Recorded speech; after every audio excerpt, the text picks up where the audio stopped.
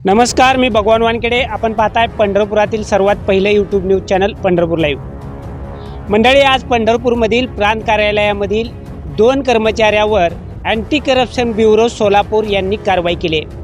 तब्बल 55,000 रुपयाची लाच घेताना या दोघांना लाचलुचपत प्रतिबंधक विभागानं सापळा रचून पकडले.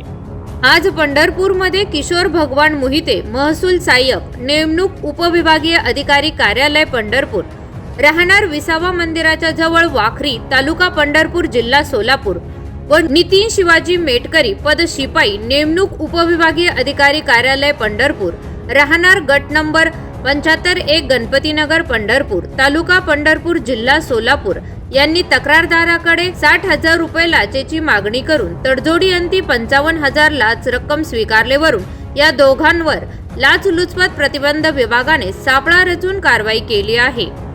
ही कारवाई श्री गणेश पिंगुवाले, पोलीस निरीक्षक, लाचलुचपत प्रतिबंध विभाग सोलापूर, पोलीस अंमलदार ASI साहेबांना कोळी, पोलीस नायक संतोष नरोटे, पोलीस कॉन्स्टेबल गजानन किनगी, सचिन राठोड, चालक पोलीस हवालदार राहुल गायकवाड, सर्व नेमणूक अँटी करप्शन ब्युरो सोलापूर यांनी यशस्वीरित्या पार पाडली आहे.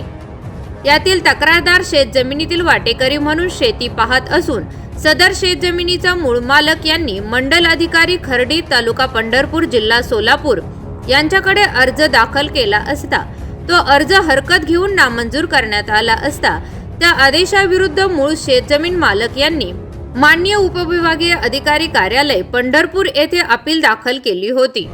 सदर अपीलीचा मूळ मालकाच्या वतीने तक्रारदार हे पाठपुरावा करत होते.